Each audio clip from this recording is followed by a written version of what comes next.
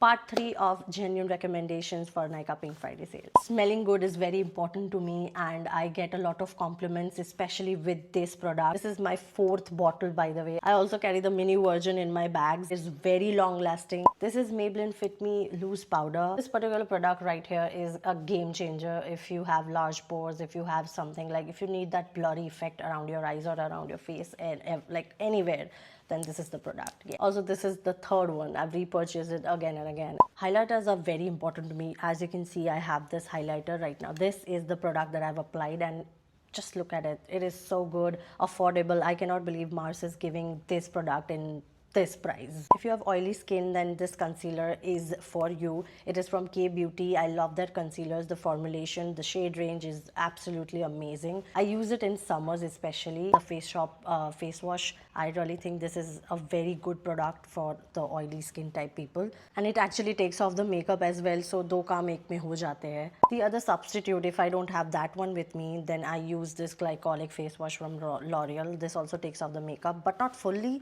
but at the same time when you need to, strip it off second time, then this is the product that I use. Romand is a brand that I discovered last year. This particular product, their tints are really nice. The shade range, everything is so good, and it's water based, like it's watery, it's hydrating. I love this particular shade. This is Elf Camo Concealer. I've heard great reviews, so I had to order it, and I think it is actually one of few concealers that I would reach for. If you don't like big eyeshadow palettes and if you want to invest in something very, miniature, if you don't like big eyeshadow palettes and you need something, small and travel friendly, then this particular product from K Beauty is your go-to. They have different colors also you can check out. Another blush that I reach for every day without makeup, especially this is K Beauty's Velvet Creme Blushes, especially this shade. I think it is one of the few shades that looks so good on me. Another concealer, it is from Huda Beauty. They're the most viral concealer.